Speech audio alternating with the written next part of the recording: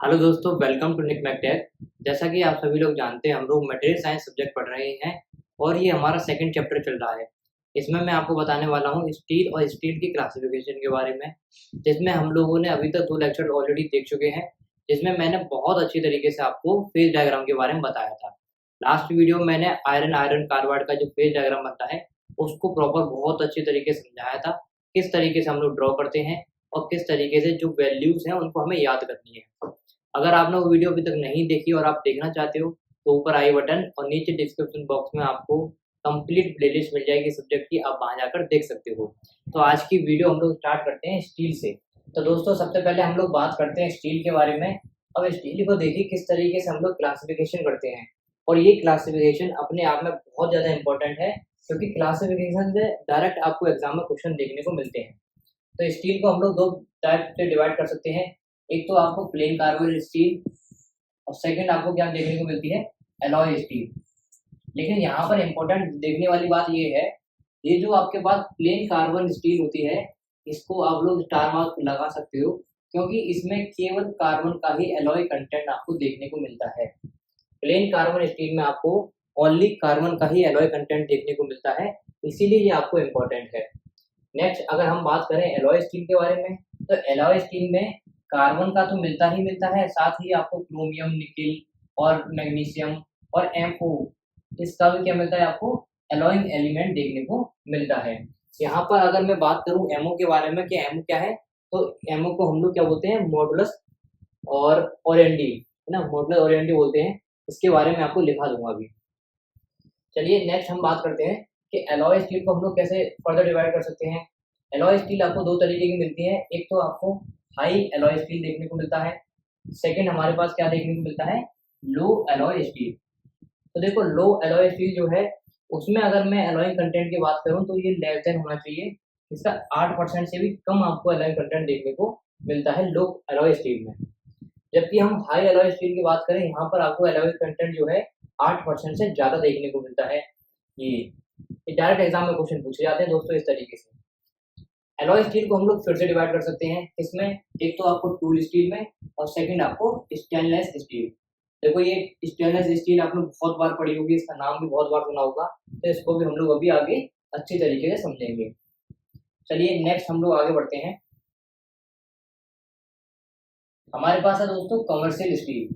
अब देखिए, commercial steel कौन सी होती है, जो कि जिसमें कार्बन की जो परसेंटेज होती है वो कितनी होती है, 0.01%, यानी कार्बन की परसेंटेज इससे कम होनी चाहिए आपकी, जिसको हम लोग रॉट आयरन भी बोल देते हैं। तो डायरेक्ट एग्जाम में क्वेश्चन पूछा जाएगा कि भाई रॉट आयरन क्या होता है, जिसमें कार्बन की परसेंटेज कितनी होती है, तो आप फटाक से आंसर दे दोगे भैया, रॉट आयरन में कार्बन की परसेंटेज 0.01 से भी कम होती है।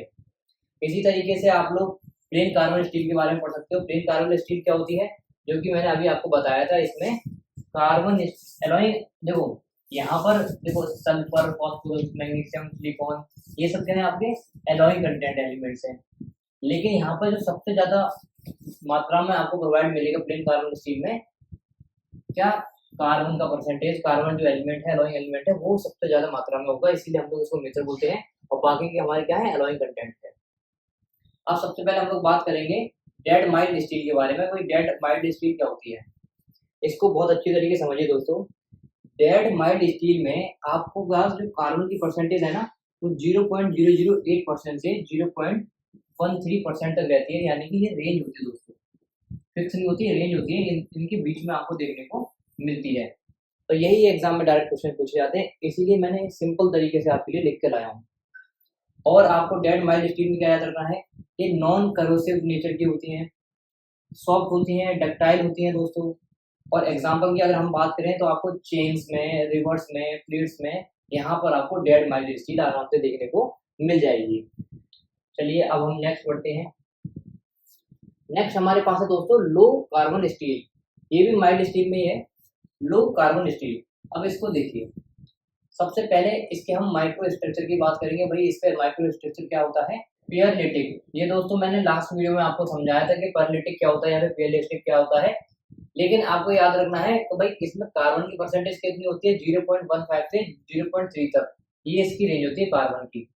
और अगर हम बात करें कि डक्टाइल, हाईली मशीनेबल, और वेल्डेबिलिटी होती है इसके अंदर दोस्तों।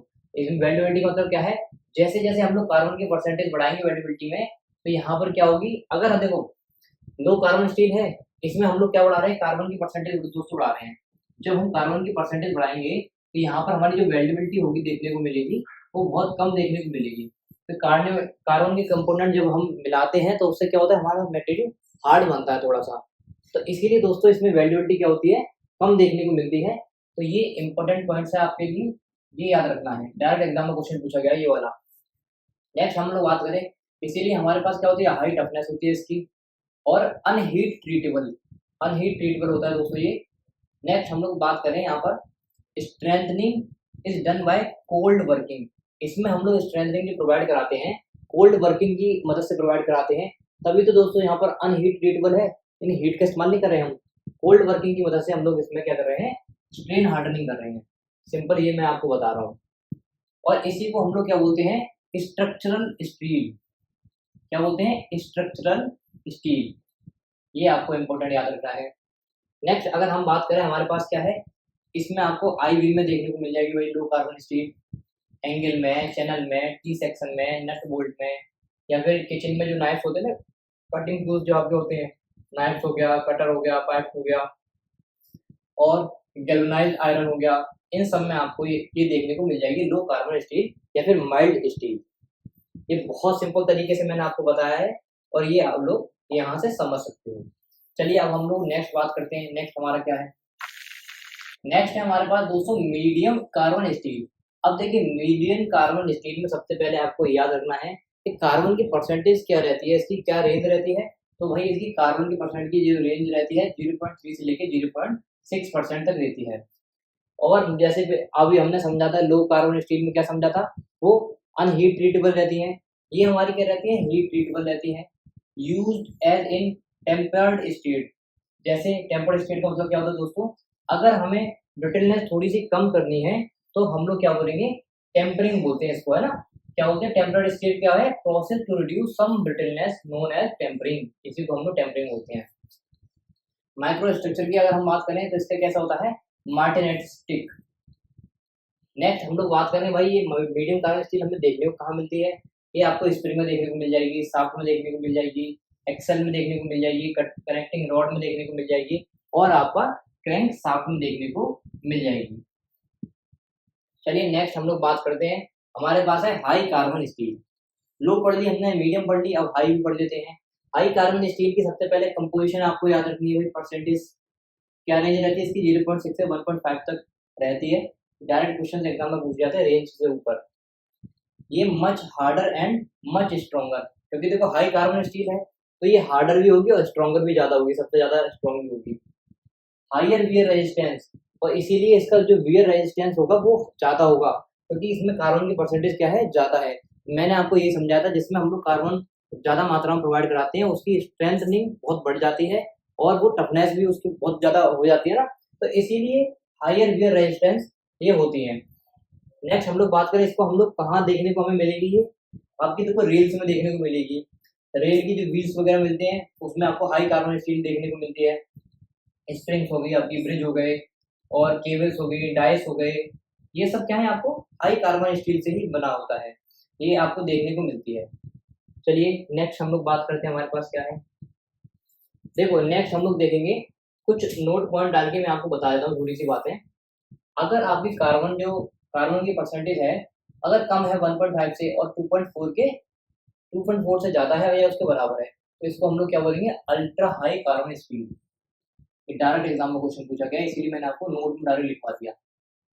यहाँ पर एक बात और याद रखिए आप लोग, अगर आपसे पूछे जाए हाइपोटेंटॉप स्टील, ये आपसे पूछ लिया जाए तो आप इसकी कार्बन की परसेंटेज की रेंज पूछी जाती है 0.008 से लेके 0.76 तक रहती है। नेक्स्ट हम लोग बात करें, अगर आपसे पूछ लिया जाए आपका यूटॉप्टॉइड स्टील क्या होती है, इसकी रेंज हमें बता दीजिए।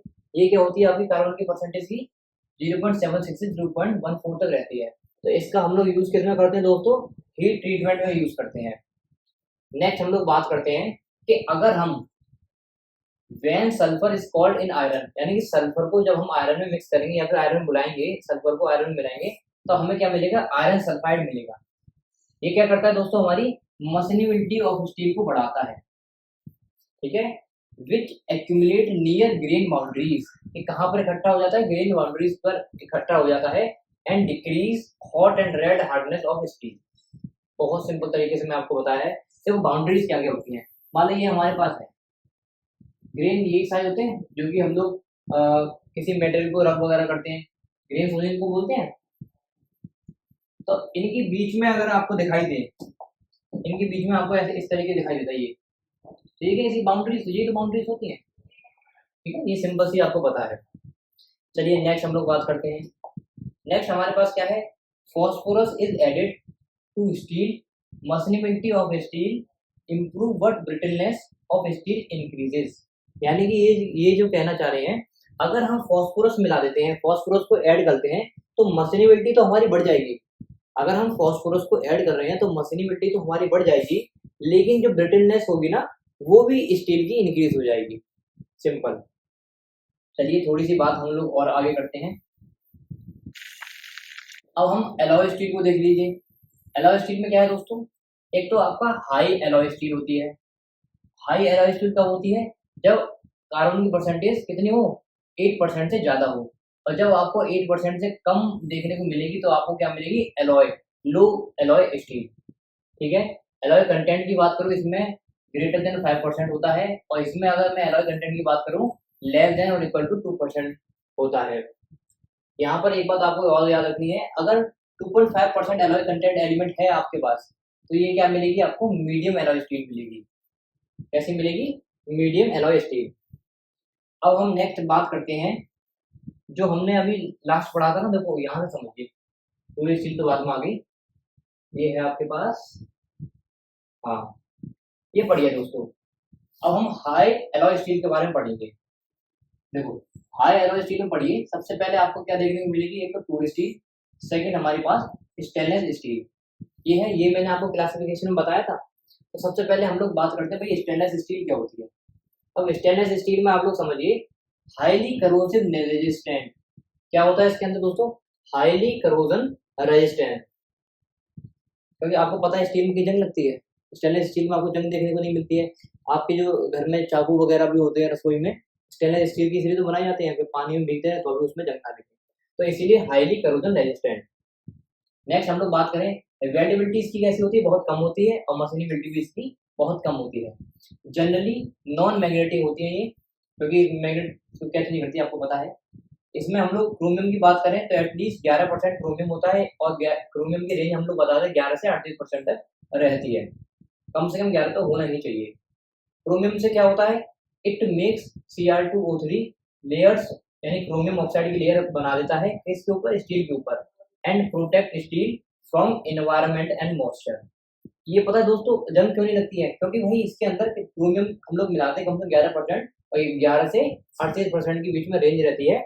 अब इससे क्या होता है दोस्तों, हमारे क्रोमियम ऑक्साइड लेयर बन जाती है स्टील के ऊपर, जो कि हमें बचाती है किससे, इन्वायरमेंटल और मॉइस्चर वगैरह जो कंटेंट होता है ना स्टेनलेस स्टील के ऊपर, उससे हमें बचाती है, इसीलिए इसमें जंग वगैरह नहीं लगती है। इसकी हार्डनेबिलिटी बहुत अच्छी होती है दोस्तों। चलिए अब हम बात करते हैं टाइप्स ऑफ स्टेनलेस स्टील के बारे में। वही स्टेनलेस स्टील की टाइप भी तो हमें बता दीजिए। तो देखिए टाइप्स ऑफ स्टेनलेस स्टील, सबसे पहले हमारे पास फेरेटिक स्टेनलेस स्टील, इसको देखो 405, 4230, 434 इस नाम से भी आपको देखने को मिल जाएगी। इसमें क्रोमियम की अगर मैं रेंज की बात करूं आपको 10.5% से 30% तक रहती है, और अगर मैं कार्बन परसेंटेज की बात करूं ये 20% से भी कम रहता है, अंडर 20%।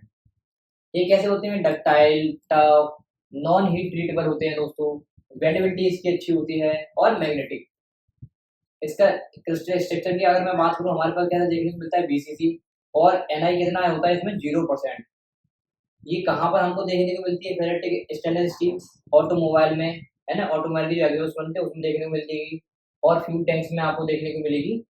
कौन सी, फेरेटिक स्टेनलेस स्टील, जो कि मैंने नाम आपको बता दी 405, 430, 434, ठीक है। चलिए हम नेक्स्ट बढ़ते हैं। नेक्स्ट हमारे पास है सेकंड जो स्टेनलेस स्टील होती है, वो है हमारी मार्टेंसिटिक स्टेनलेस स्टील। इसको नाम आपको पता है 410, 420। इसमें हम लोग सबसे पहले क्रोमियम की बात करेंगे। भाई क्रोमियम हमको कितने देखने को मिलेगा, क्रोमियम हमको 12 से 14% तक देखने को मिलता है। कार्बन की परसेंटेज अगर मैं बात करूं 0.35% तक हमारी कार्बन की परसेंटेज आपको देखने को मिलेगी। ये कैसी होती है दोस्तों? स्ट्रॉन्ग होती है और ये हीट ट्रीटेबल होती हैं और मैग्नेटिक भी होती हैं। सर्जिकल इंस्ट्रूमेंट जितने भी होते हैं हमारे, कटिंग टूल जितने भी होते हैं, टरबाइन हो गए, जेट इंजन ब्लेड्स हो गए और कार्बोरेटर हो गए, बॉल बेयरिंग हो गई, इन सब में आपको मार्क एंड स्टेनलेस स्टील देखने को मिलती है। नेक्स्ट हम लोग बात करें, हमारे पास है ऑस्टेंटिक स्टेनलेस स्टील। ये आपको पता है 304, 316, 201, 202, ये भी आपको ऐसे देखने को मिल जाएगी। सबसे ज्यादा करोसिव रेजिस्टेंट रेसिस्टिव यही होती है दोस्तों। नॉन मैग्नेटिक होती है, नॉन हीट ट्रीटेबल होती है, कोल्ड वर्क हार्डनेड, ठीक है, मोस्ट वेल्डेबल होती है। किचन में जितने भी यूटेंसिल्स वगैरह जितने बर्तन होते हैं वो इसी से आपको देखने को मिलते हैं, इसी से बने होते हैं बेसिकली। रॉकेट हो गया, शिप के पार्ट्स हो गए, टरबाइन पार्ट्स हो गए दोस्तों, केमिकल एंड फूड कंटेनर में, सर्जिकल इंस्ट्रूमेंट में, सब में आपको यही वाली जो स्टील है ऑस्टेंटिक, ये वाली स्टील देखने को मिलती है। एग्जाम्पल की अगर मैं बात करूं, हमारे पास क्या है 18x80, क्या है 18x8 स्टील है आपके पास। इसमें अगर मैं बात करूं क्रोमियम की जो परसेंटेज है वो कितनी है, 17 से 20% तक रहती है और एनआई की जो परसेंटेज रहती है 8 से 10-11% के बीच में रहती है। तो ये हम लोग बात कर ली भाई स्टेनलेस स्टील के बारे में। अब हमारे पास टूल स्टील और रह गया है, उसको और समझ लीजिए, फिर लेक्चर को एंड करते हैं। आओ पीछे आ जाओ फटाफट से, एक टूल आपके पास था ना, देखो यहाँ आ जाओ दोबारा से टूल स्टील पे। अब आओ टूल स्टील पे, अब आएगा आपको समझ। देखो टूल स्टील है, सबसे पहले भाई हाई एलॉय स्टील है। ये कैसी स्टील है? हाई एलॉय स्टील है। Cutting tool, dies, jig and fixtures में हम लोग टूल स्टील का इस्तेमाल करते हैं। कार्बन की परसेंटेज की अगर मैं बात करूं 0.5 से 1.5% तक कार्बन की परसेंटेज रहती है। एग्जाम्पल अगर मैं बात करूं तो हाई स्टेनलेस स्टील, जैसे टूल स्टील की बात करें, कार्बन की परसेंटेज कितनी है 0.7% तक। Tool steel contain MO element, ठीक है, MO को हम लोग क्या बोलते हैं, मॉडुलस ऑपरेंडी। स्टार्टिंग मैंने आपको बताया था टूल स्टील में क्या होता है MO, जो क्या करता है दोस्तों, एनहांस करता है वियर रेजिस्टेंट को, वियर रेजिस्टेंस को एनहांस करता है MO, और MO को हम लोग क्या बोलते हैं, modulus operandi, modulus operandi. Next हम लोग बात करते हैं भैया, इसके अंदर क्या होता है, टंगस्टेन। टंगस्टेन कितना होता है दोस्तों, हाई हीट रेजिस्टेंट होता है, इसीलिए हम लोग टंगस्टेन में मिलाते हैं। इसके अंदर दोस्तों क्रोमियम भी होता है, हाई हार्डनिटी एंड करोजन रेजिस्टेंट होता है, इसीलिए हम लोग क्रोमियम को यूज करते हैं। इसके अंदर दोस्तों आपको कोबाल्ट भी देखने को मिल जाएगा, जो काम क्या करता है, हाई हीट रेजिस्टेंट तो होता ही है, साथ ही इसमें मैग्नेटिक प्रॉपर्टी भी इसलिए इम्प्रूव करता है। इसीलिए ये तीनों चीजों में आपको देखने को मिलती है, एक तो आपको टंगस्टेन, क्रोमियम और कोबाल्ट। एग्जाम्पल की अगर मैं बात करूं तो बहुत ज्यादा ये पूछा जाता है 1841 हाई स्टेनलेस स्टील। इसमें 18 आपको दिखाई दे रहा है, ये परसेंटेज है 18% किसकी है, टंगस्टेन की है। 4% आपको कार्बन क्रोमियम देखने को मिलता है और 1% क्या है, वॉल्यूम है इसका। चलिए ये आपको पता चल गया होगा। अब हम बात करते हैं types of high stainless steel, high stainless steel की टाइप के बारे में। सबसे पहले जो टाइप होता है दोस्तों, M टाइप होता है, जिसको हम लोग MO टाइप भी बोलते हैं, और MO मैंने आपको बताया मॉडस ऑपरेंडी बोलते हैं इसको, ठीक है, साइड में मैंने आपको एक भी दिया है। इसकी जो रेंज अगर मैं बात करूं 4 से 12% के बीच में रेंज रहती है, और टंगस्टेन की बात करूं अप टू 12% रहता है। क्रोमियम आपको 3 से 5% देखने को मिलता है। मैग्नीशियम आपको 0.1 से 0.4% तक देखने को मिलता है, और वॉल्यूम आपको कितना है 4%।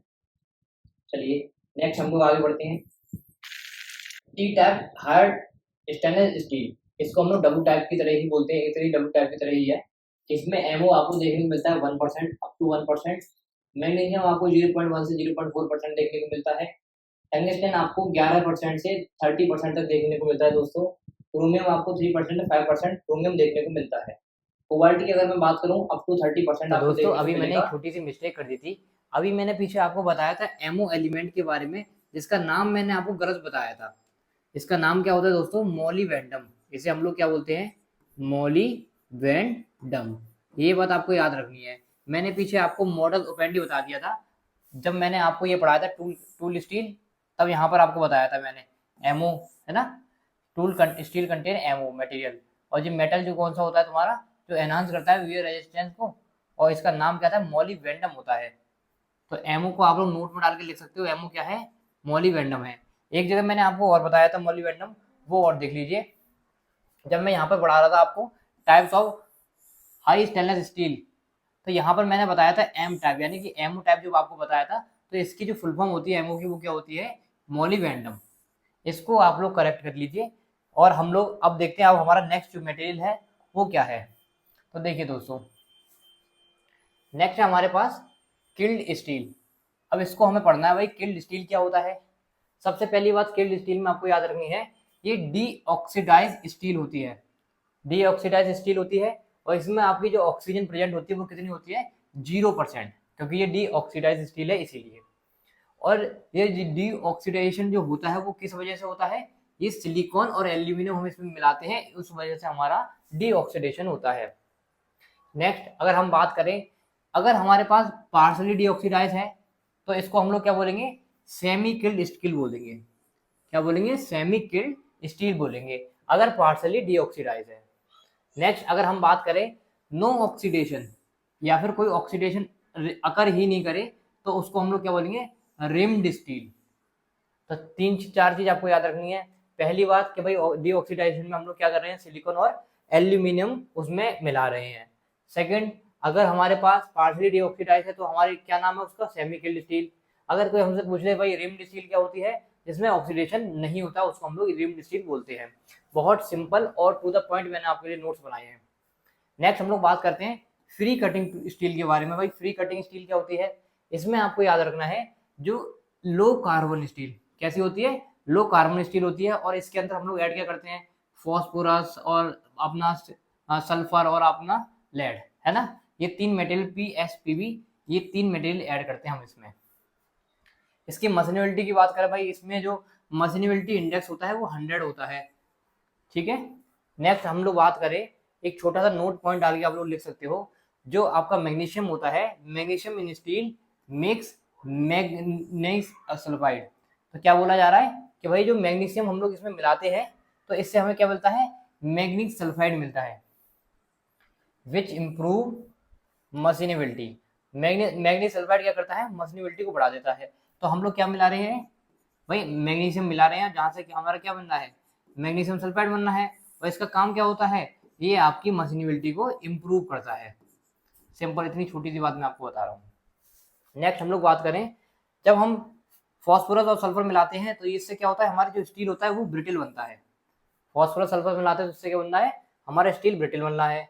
नेक्स्ट, जो फॉस्फोरस और क्या करता है, ये इंक्रीज करता है क्या चीज, yield strength of steel, steel की यील्ड स्ट्रेंथ को भी बढ़ाता है।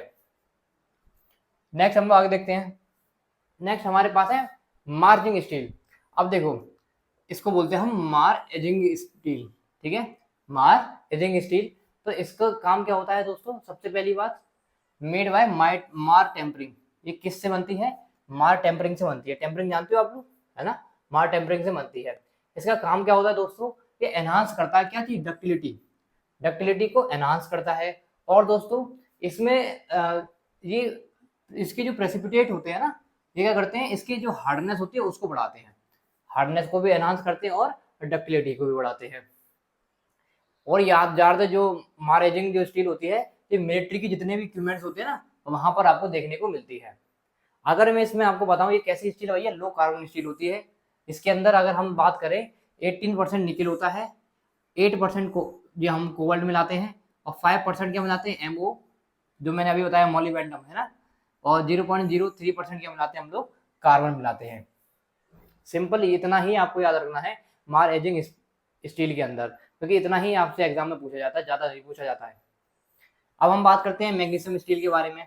ये आपका मैग्नीशियम स्टील जो है, इसमें जो मैग्नीशियम होती है 65%, और 20% क्या होता है आपका सिलिकॉन, और जितना ही बच जाता है उसमें वो क्या होता है आपका आयरन, जितना ही बच जाता है वो क्या होता है उसका आयरन।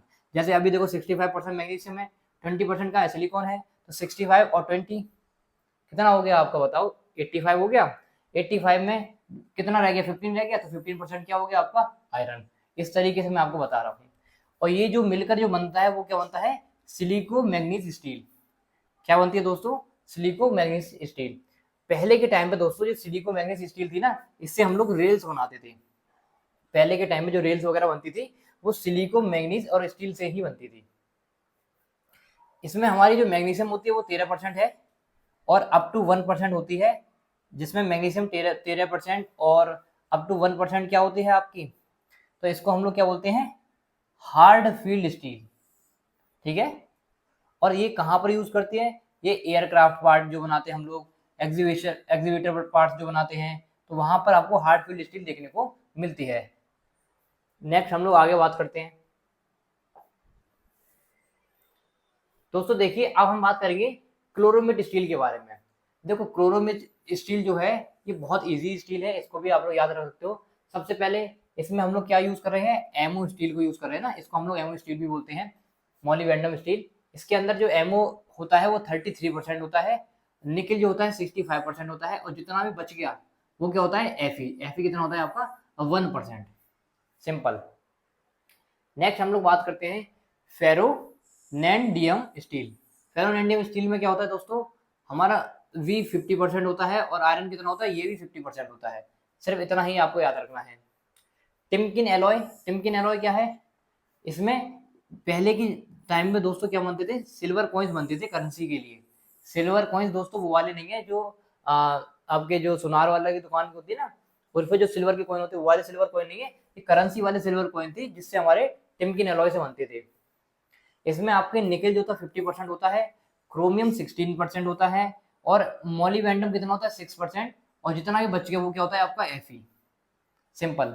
ये डायरेक्ट एग्जाम में क्वेश्चन पूछे जाते हैं, वही चीज मैं लिख के लाया हूँ। ये तो दोस्तों आपको याद ही करना पड़ेगा भाई, कितनी कंपोजिशन क्या है, कौन सा एलिमेंट कितना परसेंट है ना। ये चीज डायरेक्ट एग्जाम में पूछी जाती है, इसीलिए आपको याद करना पड़ेगा। और बहुत सारा कंटेंट है, उसको मैंने समेट के इतना छोटा छोटा आपके लिए लिख के लाया हूँ ताकि आपको इजीली याद हो जाए।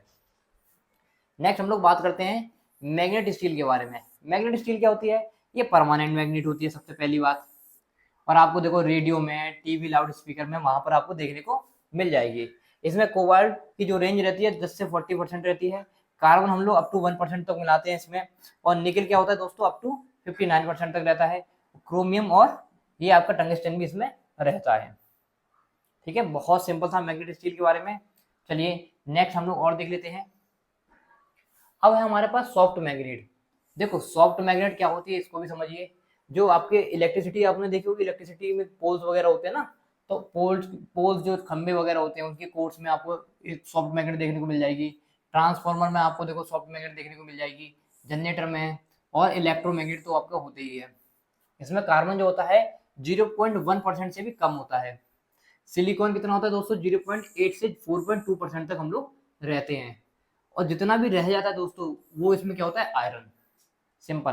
क्योंकि कोई भी जो भी हमारा बन रहा है, मान लो सॉफ्ट मैग्नेट बन रही है, वो कितनी है 100% ही तो उसके एलिमेंट्स होंगे, है ना। 100% एलिमेंट्स उसमें जो होंगे, तो एलिमेंट्स की मात्रा मान लो सिलिकॉन थे वो 0.8 से 4.2% तक है, उसमें जितना ही बचेगा वो आयरन है। ठीक है, कार्बन की परसेंटेज हम लोग 0.1% से लेते हैं, कम लेते हैं, तो ये आपको याद रखना है। अब हम बात कर लेते हैं कास्ट आयरन के बारे में। देखो कास्ट आयरन आपके से एग्जाम में पूछा जाता है, ये तो आप लोग स्टार भी लगा सकते हो। और कास्ट आयरन के ऊपर जितने भी क्वेश्चंस आए हैं, जो भी इंपॉर्टेंट बातें हैं वो मैं लिख के लाया हूँ आपके लिए। देखिए सबसे पहले कास्ट आयरन की कार्बन परसेंटेज कितनी होती है, 2.14 से 4.3% तक रहती है, पहली बात। सेकेंड बात, भाई जो कास्ट आयरन है आपका फॉर्म किससे होता है, फ्री। ठीक है, किसमें, in form of graphite. Cast iron क्या है, फ्री है, किसकी फॉर्म में, ग्रेफाइट की फॉर्म में। ये गुड कंप्रेशन, इसकी क्या होती है, गुड कंप्रेशन स्ट्रेंथ होती है, और गुड डैम्पिंग कैपेसिटी होती है इसके अंदर। कास्ट आयरन के अंदर डैम्पिंग प्रॉपर्टी भी अच्छी होती है और कंप्रेशन स्ट्रेंथ भी इसकी अच्छी होती है। ये इसमें हम लोग क्या करते हैं, सेल्फ लुब्रिकेशन। सेल्फ लुब्रिकेशन किस तरीके से करते हैं, क्योंकि दोस्तों यहाँ पर जो ग्रेफाइट होते हैं वो फ्री रहते हैं, है ना। ग्रेफाइट फॉर्म में तो जो कार्बन जो हमारा कास्ट आयरन मिल रहा है ग्रेफाइट फॉर्म में ही तो मिल रहा है, ये फ्री रहते हैं, तो इसमें क्या रहता है, ग्रेफाइट फ्री रहता है, और इसमें क्या होता है, सॉलिड लुब्रिकेशन होता है ना। तो इसीलिए सेल्फ लुब्रिकेशन में आप लोग ये याद रखना है भाई, जो ग्रे कास्ट आयरन है आपका जिसमें आपको फ्री ग्रेफाइट रहता है, और फ्री ग्रेफाइट किस फॉर्म में रहता है भाई, सॉलिड लुब्रिकेंट्स के फॉर्म में रहता है ना, ल्यूब्स लिख दिया यानी कि लुब्रिकेशन। इसमें आपको सिलिकॉन कितना हो जाता है, जो सिलिकॉन होता है कास्ट आयरन में प्रमोट करता है, क्या प्रमोट करता है? ग्रेफाइटाइजेशन, है ना, ग्रेफाइटाइजेशन, सिंपल सी बात है। तो कास्ट आयरन में छोटी छोटी बातें मैंने आपको बता दी, इसमें छोटी सी बातें और हैं, वो भी आप लोग समझ लीजिए। देखिए नोट डाल के आप लोग लिखिए, जो कि मैंने आपको अभी पीछे पीछे बताया था, हाइपो यूटेक्टिक और हाइपर यूटेक्टिक कास्ट आयरन, जिसमें कार्बन की परसेंटेज मैंने आपको बताई थी 2.14 से 4.3% रहती है, और इसमें कितनी रहती है कार्बन की परसेंट? 4.3 से 6.3% रहती है। चलिए ये थोड़ी सी कहानी मैंने आपको कास्ट आयरन के बारे में बता दी। अब हम बात कर लेते हैं टाइप्स के बारे में। भाई टाइप्स ऑफ कास्ट आयरन क्या है? सबसे पहले हमारे पास क्या है? Grey cast iron. Grey cast iron आपको पता है carbon is form of graphite. किस फॉर्म में रहती है दोस्तों? ग्रेफाइट की जो फ्लेक्स होते हैं, परत जो होती है, उस फॉर्म में आपको कार्बन मिल जाएगी। देखो यहाँ भी मैंने आपको जो बताया था, इसमें जो कार्बन की परसेंटेज कितनी थी? 2.14 से 4.3, और कार्बन जो मिलती है किस फॉर्म में मिलती है? ग्रेफाइट के फॉर्म में मिलती है कास्ट आयरन में। इसी तरीके से दोस्तों यहाँ पर भी आपको यही देखने को मिल रहा है, जो ग्रे कास्ट आयरन है इसमें भी कार्बन जो होती है किस फॉर्म में रहती है? ग्रेफाइट के फ्लेक्स के फॉर्म में रहती है, यानी कि परत के फॉर्म में रहती है। इसमें अगर मैं सिलिकॉन की बात करूं, सिलिकॉन कैसे रहती है दोस्तों? 1 to 33% आपको सिलिकॉन देखने को मिल जाएगी। इसकी कैपेबिलिटी की अगर मैं बात करूं, कैपेबिलिटी नहीं, कास्टेबिलिटी दोस्तों, बहुत हाई कास्टेबिलिटी होती है इसकी, वेरी हाई कास्टेबिलिटी होती है। इसमें अगर मैं सीमेंटाइट के बारे में बात करूं, सीमेंटाइट क्या होता है दोस्तों? जब हम सिलिकॉन मिला रहे हैं इसमें 1% और इसको स्लो कूलिंग करा रहे हैं। सीमेंटाइट में दोस्तों क्या कर रहे हैं? हम सिलिकॉन मिला रहे हैं 1% और उसको स्लो कूलिंग करा रहे हैं, तो हमें क्या मिल रहा है? ग्रेफाइट मिल रहा है। सिंपल। एप्लीकेशंस की अगर मैं बात करूं, तो मशीन के जो टूल के बेस होते हैं ना, कोई भी हम लोग मशीन बना रहे हैं जिसका बेस है जाकि बिगड़े ना, तो उसमें जो आपको ग्रे कास्ट आयरन हम लोग यूज करते हैं। इंजन के सिलेंडर में हम लोग ग्रे कास्ट आयरन यूज करते हैं। गाइड बेस आपने देखा होगा, जब आप लोग ट्रॉली सी होती है ना गाइड बेस, उसके ऊपर सामान से ले जाता है, तो वो गाइड बेस होते हैं, तो उनके अंदर भी हम लोग क्या इस्तेमाल करते हैं? ग्रे कास्ट आयरन इस्तेमाल करते हैं जब उसको हम मेकिंग करते हैं। नेक्स्ट देखिए दोस्तों, हमारे पास क्या है? डक्टाइल और न्यूडन और स्पेरोडियल कास्ट आयरन। ये तीनों इसी के नाम है भाई, डक्टाइल, है ना, न्यूडलर और स्पेरोडियल कास्ट आयरन, ये किसी भी नाम से आ सकता है। इसमें भी दोस्तों ग्रेफाइट रहता है किस फॉर्म में? स्पेरिकल फॉर्म में। ग्रेफाइट किस फॉर्म में रहता है? स्पेरिकल फॉर्म में रहता है। और सिलिकॉन कितना रहता है? 2 से 3% तक सिलिकॉन हम लोग इस्तेमाल करते हैं इसमें। और इसमें क्या करते हैं हम लोग, जब हमारे पास ग्रे कास्ट आयरन है ना, ग्रे कास्ट आयरन में हम मैग्नीशियम मिलाते हैं और उसको क्या करते हैं? कूल डाउन कराते हैं, तब हमें क्या मिलता है? डक्टाइल कास्ट आयरन मिलता है। ठीक है, मैग्नीशियम कितने परसेंट में? 0.1 से 0.2% तक हम मैग्नीशियम इसमें ऐड करते हैं। सिंपल। चलिए अब हम देखते हैं व्हाइट कास्ट आयरन के बारे में। भाई व्हाइट कास्ट आयरन क्या है? ये हार्डेस्ट रहता है, ठीक है, मोस्ट ब्रिटल कास्ट आयरन रहता है, और इसमें कार्बन की परसेंटेज हम लोग 2.5% लेते हैं। सिलिकॉन लेस देन लेते हैं हम लोग 1.5% से भी कम।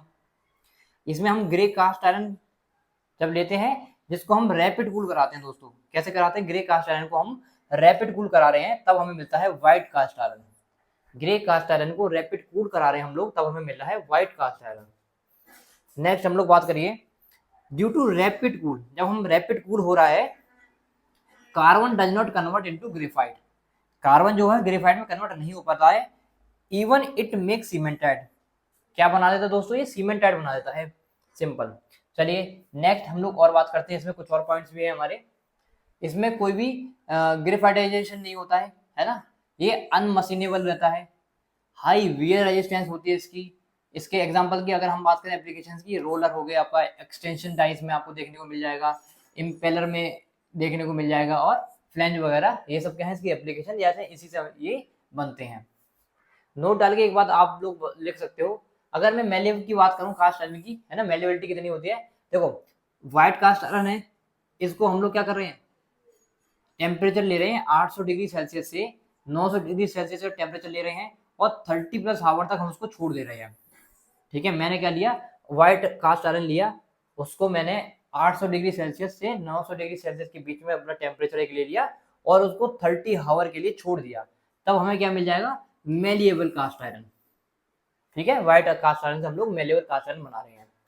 अगर मैं शेप के बारे में बात करूँ, इसकी शेप क्या होती है? इसकी शेप आपको स्टार और रोस्टेड शेप देखने को मिलेगी। डायरेक्ट एग्जाम में क्वेश्चन पूछा गया भाई शेप के बारे में, ग्रेफाइट की शेप क्या रहती है भाई? स्टार और रोस्टेड शेप में देखने को मिलते हैं। ये आपको connecting rod, piston, gear, pipe fitting, brake pedal of cars, इन सब में आपको देखने को मिल जाएगा। तो आप लोग मुझे बताइए मेरी मेहनत आपको कैसी लग रही है। आज की वीडियो में हम लोग इतना ही रखते हैं। अगर आपको मेरी मेहनत पसंद आ रही हो और वीडियो भी पसंद आ रही हो तो इस वीडियो को लाइक करें और अपने दोस्तों के साथ जरूर शेयर करें। मिलते हैं किसी नेक्स्ट वीडियो में, तब तक के लिए बाय, थैंक यू।